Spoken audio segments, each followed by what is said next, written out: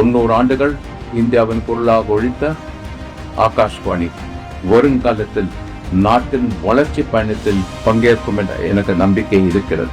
அது நம்முடைய பாரத பிரதமர் நரேந்திர மோடி அவர்கள் தொடங்கி வைத்த மனதில் குரல் மன் கி பாத் வானொலியின் சக்தியை மீண்டும் மக்களிடம் கொண்டு சென்ற ஒரு மகத்தான நிகழ்வு. அது கைவினைகள் மேம்பாடு, சமூக பொறுப்பு கொண்ட பல்வேறு தலைப்பில் பாரத பிரதமர் மக்களிடம் நேரடியாக உரையாடும் ஒரு மேடையாக இது உருவானது. என் அப்பா ஒரு மர்ஃபி ரேடியோ வச்சுருக்காங்க.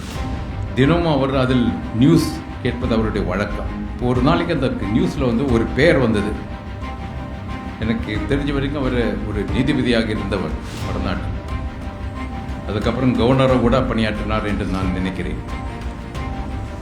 டாக்டர் கைலாஷ் நாத் கட்சு.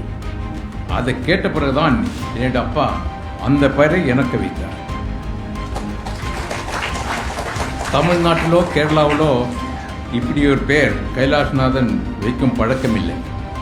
பலர் என்னிடம் ஆச்சரியமாக கேட்டிருக்கிறார்கள். எனக்கு கைலாஷ்நாதன் என்று பெயர் வைத்தது ஆல் இண்டியா ரேடியோ.